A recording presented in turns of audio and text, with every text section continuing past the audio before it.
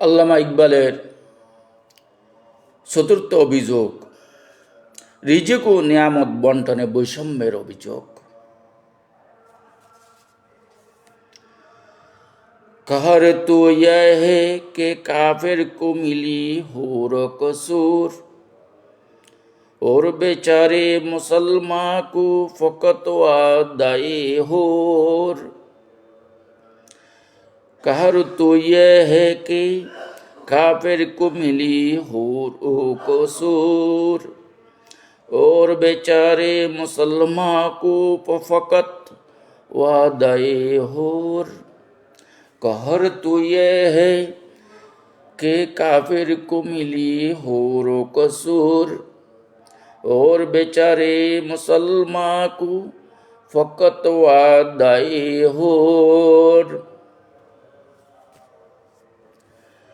आक्षेप तो एखानेই কাফেররা দুনিয়াতেই পাচ্ছে সুরম্য প্রাসাদ ও ভোগবিলাস, আর বেচারা মুসলমানরা শুধু পরকালের হুরের ওয়াদা শুনেই দিন কাটাচ্ছে।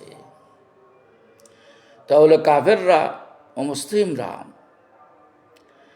তারা গগনচুম্বী প্রাসাদ নির্মাণ করছে,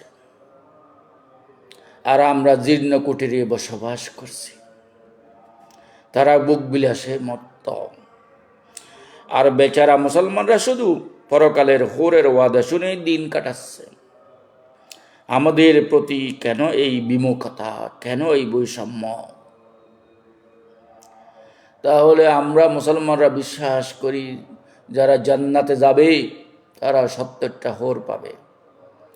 তা আমরা দুনিয়াতে আজীবন অভাব অনটনে কাটাচ্ছি, কিন্তু ভবিষ্যতে কখন মৃত্যুর পরে জান্নাতে হোর পাবো সেই হোরের প্রতিশ্রুতি নিয়ে আমরা বসে আছি। কিন্তু মুসলিমরা এই দুনিয়াতে সুরম্য প্রাসাদ, গগনচুম্বী প্রাসাদ তারা নির্মাণ করছে, এবং তারা বিলাসপূর্ণ জীবন যাপন তারা করছে। তার উত্তর, মহাকবি ইকবালের পক্ষ থেকে এই অভিযোগের উত্তর, স্বপ্রণোদিত উত্তর। हर कोई मस्तमय जौके तन आसानी है, तुम मुसलमान हो ये अंदाज मुसलमानी है। हर कोई मस्तमय जौके तन आसानी है, तुम मुसलमान हो ये अंदाज मुसलमानी है। প্রত্যেকে আজ দেহসুখ ও আরাম আয়েশে মত্ত। তোমরা কি সত্যি মুসলমান? এটাই কি মুসলমানের ভূষণ বা জীবন পদ্ধতি? আমরা না হতে দিয়ে বিশ্বের মুসলমানরা গরিব।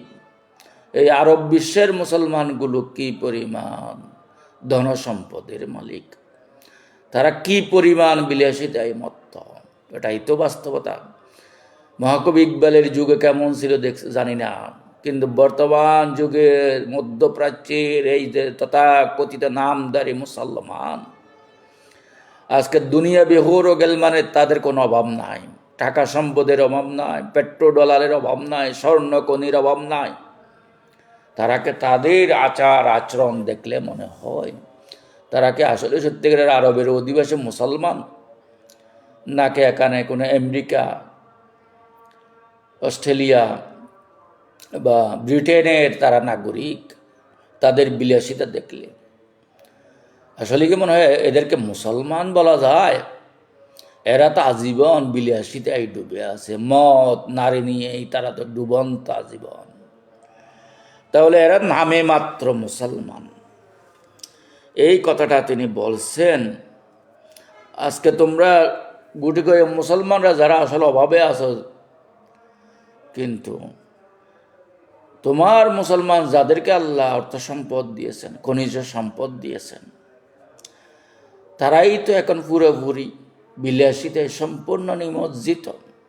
তারা দুনিয়াতেই বেহেশত নির্মাণ করে ফেলেছে, হোর ও গেলমানেরও তাদের কোনো অভাব নাই। প্রত্যেকেই আজ দেহসুখ ও আরাম আয়েশে মত্ত। তোমরা কি সত্যি মুসলমান? এটাই কি মুসলমানের ভূষণ বা জীবন পদ্ধতি? আল্লামা ইকবালের পঞ্চম অভিযোগ, ইবাদত ও কাবার সাথে সম্পর্ক। তেরে কাবে কো জবিনও সে বসায়া হামনে, তেরে কাবা কো জবিনও সে বসায়া হামনে, तेरे कुरान को सीनों से लगाया हमने, तेरे काबे को जबीनों से बसाया हमने, तेरे कुरान को सीनों से लगाया हमने। আমরাই তো সেজদা দিয়ে তোমার কাবাকে আবাদ করেছিলাম, আমরাই তো তোমার পবিত্র কোরআনকে বুকের সাথে জড়িয়ে ধরে রেখেছিলাম, তবে কেন আমাদের এই লাঞ্ছনা বঞ্চনা? আমরাই তো এই যে তোমার যে কাবা শরীফ, আমরা মুসলমানরাই উম্মতে মুহাম্মদীরাই মক্কা বিজয়ের পরে আমরাই তো ওখান থেকে 360টি মূর্তি বের করেছিলাম, এবং ওখানে উঠানে তার মাঠেই হেরমে যে পরিমাণ মূর্তি বসানো ছিল এগুলো সব আমরাই তো সরাইছি। আমরা ওখানে সিজদা দিয়ে দিয়ে তোমার কাবা শরীফকে আমরাই আবাদ করেছিলাম। এবং তোমার কোরআনকে যখন মক্কার কাফিররা তো তারা অধিকাংশ দাওয়াত গ্রহণ করে, কিন্তু যারা গ্রহণ করেছিল তাদের দাওয়াতের মাধ্যমে আমরাই মুসলমানরাই তো আজীবন এই কোরআনকে বুকে ধারণ করে রেখেছি। মুসলিমরা অনেক ষড়যন্ত্র করছে এই কোরআনকে ধ্বংস করে দেওয়া, কিন্তু পারে নাই তো। আমরা তো এই কোরআনকে বুকের সাথে আজীবন আগলিয়ে রেখেছি। আমাদের মধ্যে রয়েছে হাজার হাজার লাখ লাখ হাফিজে কোরআন, আমরা কোরআনকে বুকে ধারণ করেছি, আমরা বুকে জড়িয়ে রেখেছি, তবে কেন আমাদের এই লাঞ্ছনা? ওয়াদা মে তুম হু নসারা तू तमद्दुन में हुनूद, वदा में तुम हो नसारा तू तमद्दुन में हुनूद। ये मुसलमान हैं जिन्हें देख के शर्माए यहूद, ये मुसलमान हैं जिन्हें देख के शर्माए यहूद। ये मुसलमान हैं जिन्हें देख के शर्माए यहूद। পোশাকে আচরণে তোমরা খ্রিস্টানদের মতো, আর সংস্কৃতিতে হিন্দুদের মতো। তোমাদের এই অবস্থা দেখে ইহুদিরাও আজ লজ্জাবোধ করে যে মুসলমান, মিডল ইস্টের মুসলমান এই শেখতন্ত্র, তারা আমেরিকা ব্রিটেনে গিয়ে যা কিছু করে এগুলো দেখলে তো ইহুদিরাও খ্রিস্টানরাও মুখ ভ্যানচায়। তাহলে তোমাদের আচার আচরণে তোমরা খ্রিস্টানদের মতো, কালচারে হিন্দুদের মতো, আর তোমাদের অবস্থা থেকে ইহুদিরাও লজ্জা পায়।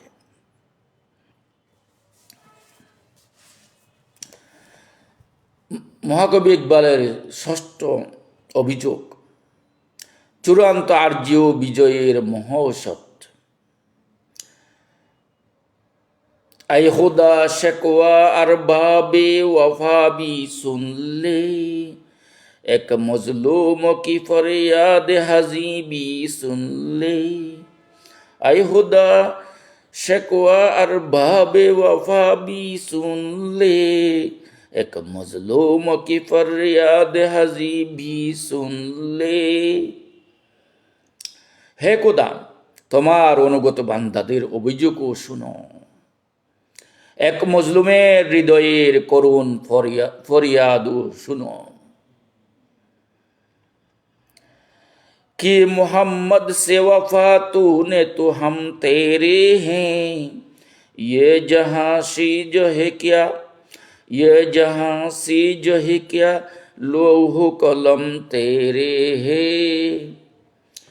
कि मोहम्मद से वफा तूने, कि मोहम्मद से वफा तूने तो हम तेरे हैं, ये जहाँ सी जो है क्या, লৌহ কলম তেরে হ্যাঁ। যদি তুমি মুহাম্মদ সাল্লাল্লাহু আলাইহি ইসলামের প্রতি বিশ্বস্ত সুন্নাহর অনুসারী হতে পারো, তবে আমি আল্লাহ তোমার হয়ে যাব। এই তুচ্ছ পৃথিবীতে সামান্য বস্তু, আসমানে নিয়তি তথা লৌহ কলমও তোমার অধীনে চলে আসবে। সত্যি যদি তুমি মুসলমান হয়ে থাকো, তাহলে আল্লাহ তোমার হয়ে যাবে। তুমি যে সত্যি রসুলের অনুসারী হও, মুহাম্মদ সাল্লাল্লাহু আলাইহি ইসলামের অনুসারী হও। কুল ইন কুনতুম তুহিব্বুনাল্লাহ ফাত্তাবিউনি ইউহিব্বুকুমুল্লাহ। তুমি যদি আল্লাহকে ভালোবাসতে চাও, তাহলে তুমি আমার অনুসরণ করো, রসুলের অনুসরণ করো, রসুলের সুন্নাহর অনুসরণ করো। ইউহিব্বুকুমুল্লাহ, আল্লাহ তাহলে তোমাকে ভালোবাসবেন। মাল্লাহুল মৌলা ফালাহুল কুল, আল্লাহ যার জন্য হয়ে যাবে দুনিয়ার নাজ নিয়ামত তার সামনে একটা তুচ্ছ বিষয়। আল্লাহর কাছে দুনিয়ার নাজ নিয়ামত একেবারে তুচ্ছ। কুল মাতাউদ দুনিয়া কলিল, দুনিয়ার যাবতীয় নাজ নিয়ামত খুবই অল্প। আল্লাহর কাছে যদি এই দুনিয়ার নাজ নিয়ামত, সহায় সম্পদ, এগুলো যদি একটা মাছির পাকার পরিমাণও হতো, আল্লাহ কোনো কাফেরকে এক ফোঁটা পানিও পান করতে দিতেন না। তাহলে তুমি মুসলমান আজকে কেন রিজিক করতেছ? তুমি কেন আক্ষেপ করতেছ? তোমার অভাবের অভিযোগ দিচ্ছ? আল্লাহর কাছে এই নাজ নিয়ামত কিছুই না। তুমি মুহাম্মদ সাল্লাল্লাহু আলাইহি ইসলামকে যথাযথ অনুসরণ করো, তার সুন্নাহর অনুসরণ করো, তাকে মেনে চলো। এই দুনিয়ার সম্পদ আমি তোমার হয়ে যাব, আমি আল্লাহ তোমার হয়ে যাবে, আর কোনো কিছুর অভিযোগ তোমার আর করতে হবে না। যদি তুমি মুহাম্মদ সাল্লাল্লাহু আলাইহি ইসলামের প্রতি বিশ্বস্ত সুন্নাহর অনুসারী হতে পারো, তবে আমি আল্লাহ তোমার হয়ে যাব। এই তুচ্ছ পৃথিবী তো সামান্য বস্তু, আসমানে নিয়তি তথা লৌহ কলমও তোমার অধীনে চলে আসবে। সব কিছু তোমার পায়ের নিচে লুটিয়ে পড়বে। সত্যি যদি তুমি রসুলের অনুসারী হয়ে থাকো, সত্যিকারে যদি তুমি মুমিনে কামিল মর্দে মুমিন হতে পারো, পৃথিবীর সব কিছু তোমার পায়ের উপর হয়ে পড়বে, তোমার পায়ে লুটিয়ে পড়বে। হযরত উমর রাদিয়াল্লাহু আনহু, হযরত আবু বকর রাদিয়াল্লাহু, তাদের বাড়িতে কোনো সহায় সম্পদ ছিল না। পারস্য রোমান সাম্রাজ্য তাদের পায়ের সামনে লুটিয়ে পড়েছিল। তুমি সেই মানের মুসলমান তো হতে পারো নাই, তাদের অনুসারে তুমি হতে পারো নাই। এই জন্য তুমি তোমার পায়ের সামনে দুনিয়াবি ক্ষমতা, দুনিয়াবি সহায় সম্পদ লুটিয়ে পড়ছে না। এই জন্য তোমাকে আজকে সহায় সম্পদের জন্য হাহাকার করতে হচ্ছে। এই যে উপরে আমরা যে বিষয়গুলো, হযরত এই যে আল্লামা ইকবাল, মহাকবি ইকবালের যে শেকওয়া এবং জবাবের শেকওয়ার যে বিখ্যাত কিছু চরণ আমরা উপস্থাপন করলাম, এখান থেকে আমাদের শিক্ষণীয় বিষয়সমূহ কি? এই মহাকাব্যিক বিতর্ক থেকে আমরা গুরুত্বপূর্ণ শিক্ষাগুলো লাভ করতে পারি। আত্ম উপলব্ধি ও সমালোচনা, পরাজয়ের জন্য ভাগ্য বা স্রষ্টাকে দায়ী না করে নিজেদের আমল ও ইমানের বিচ্যুতি খুঁজে বের করো। তাহলে আমি কেন আজকে পরাজিত? আমি কেন আজকে অভাবে আছি? আমার মাথা কেন আজকে অবনত? এর জন্য ভাগ্যকে, তকদিরকে দায়ী না করে ভাগ্য দোষে আমি এরকম হইলাম, কপাল দোষে আমি এরকম হলাম, কপালকে দোষ দিও না। স্রষ্টাকে দায়ী করে লাভ নাই। আগে নিজেদের আমল ও ইমানের বিচ্যুতি খুঁজে বের করো। আমাদের মধ্যে ত্রুটি কোথায়, বিচ্যুতি কোথায়? আমার আমল, আমার কর্ম, এখানে আমাদের বিচ্যুতি কোথায়, ত্রুটি কোথায়, এটা খুঁজে বের করো। আল্লাহর কাছে শুধু অভিযোগ দিয়ে এবং ভাগ্য দোষকে দোষারোপ করে কোনো লাভ নাই। নিজের কর্ম সংশোধন করো। নিজের কর্মের ত্রুটি কোথায়, নিজের পলিসির ত্রুটি কোথায়, সেটা একটু খুঁজে বের করো। নিজের কমা আসাবাতকুম মিন মুসিবাতিন ফাবিমা কাসাবাত আইদিকুম, তোমাদের উপর যখন কোনো মুসিবত আসে তোমাদের কর্মের কারণেই আসে। তাহলে তোমাদের কর্মের মধ্যে ত্রুটি আছে বলেই আজকে তোমাদের এই পরিণতি। কোরআনী আদর্শে প্রত্যাবর্তন। কেবল কোরআন তিলাওয়াত নয়, বরং কোরআনকে জীবন বিধান হিসেবে গ্রহণ করাই সম্মানের একমাত্র পথ। আল্লাহ রসুল যে বিদায় হজ্জের ভাষণে বলেছেন, তরাকতু ফীকুম আমরাইন লন তাদিল্লু মা তামাসসাকতুম বিহিমা কিতাবুল্লাহি ওয়া সুন্নাতা নবিয়্যি। তাহলে আমি তোমাদের মধ্যে দুইটা জিনিস রেখে যাচ্ছি, কিতাবুল্লাহ আর একটা আল্লাহ নবীর সুন্নত। এগুলো যদি আঁকড়ে থাকো তোমরা, তাহলে কখনো গোমরা হবে না, অপদস্থ হবে না, বিভ্রান্ত হবে না। তাহলে এই কোরআন সুন্নাহ আঁকড়ে ধরার মধ্যেই রয়েছে তোমাদের কল্যাণ, তোমাদের বিজয়। ইশকে রাসূল সাল্লাল্লাহু আলাইহি ওয়াসাল্লাম, রাসূলুল্লাহ সাল্লাল্লাহু আলাইহি ওয়াসাল্লামের আদর্শের প্রতি মৌখিক ভালোবাসা নয়, শুধুমাত্র মৌখিক ভালোবাসা, আমি আশেকে রসুল, শুধু আশেকে রসুল দাবি করলে, মুখে বললে হবে না, বরং সুন্নাহর পূর্ণ আনুগত্যই বিজয়ের চাবিকাঠি। রসুলের যে সুন্নাহ, রসুলের যে আদর্শ, রসুলের যে নীতিমালা, এটা যথাযথভাবে তার এই সুন্নাহর প্রতি পূর্ণ আনুগত্য এবং যথাযথ বাস্তবায়ন, প্র্যাকটিক্যাল লাইফে এটা বাস্তবায়ন, এটাই হলো মুসলিমদের বিজয়ের মূল চাবিকাঠি। বিজাতীয় সংস্কৃতি বর্জন, বিজাতীয় অপসংস্কৃতি, এগুলো আমাদের বর্জন করতে হবে। যে সাংস্কৃতিক গোলামি, সাংস্কৃতিক দাসত্ব, কালচারাল আগ্রাসন, এগুলোতে মুক্ত হয়ে নিজস্ব স্বকীয়তা, মুসলিম কালচারকে অনুসরণ করতে হবে। নিজের মুসলিম স্বকীয়তা, প্রত্যেককে স্বকীয়তা বজায় রেখে চলতে হবে। বিলাসিতা ও পর অনুকরণ ত্যাগ করে নিজস্ব ইসলামী স্বকীয়তা ও ত্যাগী চরিত্র গঠন করতে হবে।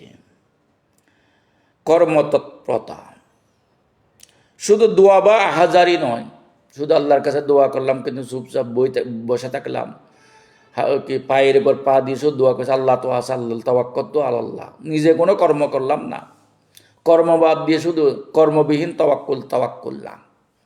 সব কিছুর জন্য আল্লাহকে দায়ী করলে হবে না, নিজেকে দায়ী করে, নিজের কর্মদোষেই মানুষ বিপদে পড়ে। তাহলে আল্লাহর উপর তাওয়াক্কুল, নিজে পরিশ্রম করে তার উপর তাওয়াক্কুল করো। আস-সা'য়ু মিন্নি ওয়াল ইতমাউ মিনাল্লাহ, নিজের পক্ষ থেকে প্রচেষ্টা, প্রয়াস পেতে হবে। আল্লাহ রসুল বলেছেন, আগে ওঁটটা রশি দিয়ে একটা বড় একটা কুটির সাথে শক্ত করে বেঁধে রাখো, তারপরে আল্লাহর উপর তাওয়াক্কুল করো। তাহলে চাষাবাদ করো, ভালো ফসল ফলবে কিনা। চাষাবাদের মধ্যে পানি দাও, আগাছা উপড়িয়ে ফেলো, তারপরে যথাযথ পর্যাপ্ত পানি দাও, সেচ দাও, কীটনাশক দাও, তারপরে আল্লাহর উপর তাওয়াক্কুল করো, ভালো ফসল পাবো কিনা। ও যাকে আল্লাহ দেয় সাল ছিঁড়ে দেয়, আল্লাহ আসলে সাল ছিঁড়ে দেয় না। পরিশ্রম করতে হবে, দৌড়তে হবে, তখনই রিজিক পাইবা, তখন বিজয় আসবে। প্রয়াস চালিয়ে যেতে হবে, নিজের জদ্দুজিহাদ চালিয়ে যেতে হবে, সর্বপ্রকার প্রয়াস, নিজের জীবনের উন্নতি, মুসলিম উম্মার উন্নতি, অগ্রগতির জন্য সংঘবদ্ধ প্রয়াস যদি চালিয়ে যেতে পারো, তাহলে বিজয় আসবে, সফলতা আসবে। শুধু ভাগ্যকে দোষ দিলে হবে না, শুধু দোয়া বা হাজারি নয়, বরং যোগ্যতার সাথে দুনিয়ার বুকে যথাযথ দায়িত্ব পালন করতে হবে। আল্লামা ইকবালের শেকওয়া, যেখানে এক তৃষ্ণার্ত আত্মার আর্তনাদ, জবাবে শেকওয়া সেখানে এক শীতল প্রশান্তি এবং সঠিক পথের দিশারি। তিনি প্রমাণ করেছেন যে খোদার করুণা কোনো নির্দিষ্ট গোষ্ঠীর জন্য সীমাবদ্ধ নয়, বরং যে জাতি পরিশ্রম, জ্ঞান এবং ঈমান দিয়ে নিজেকে যোগ্য করবে, বিশ্বজয়ী হওয়ার মুকুট স্রষ্টা তাদের মাথায় পরিয়ে দেবেন। ইকবালের এই কালজয়ী বাণী আজও মুসলিম উম্মার জন্য এক সঞ্জীবনী শক্তি হিসেবে কাজ করে। কবি বলেছেন, কবির অন্য একটি কবিতার, তার একটি বিখ্যাত চরণ, সবক পড় পের সদাকত কা, আদালত কা, শুজাআত কা, লিয়া जाएगा तुझसे काम दुनिया की इमामत का। सबक पढ़ फिर सदाकत का, अदालत का, शजाअत का, बशुजाअत का लिया जाएगा तुझसे काम दुनिया की इमामत का। আবারও পড়ো পাঠ সত্য ন্যায় ও সাহসের শিক্ষা, তোমার থেকে নেওয়া হবে দুনিয়ার নেতৃত্বের দীক্ষা। আমা তৌফিক ইল্লা বিল্লাহ। আসসালামু আলাইকুম ওয়া রাহমাতুল্লাহি ওয়া বারাকাতুহু।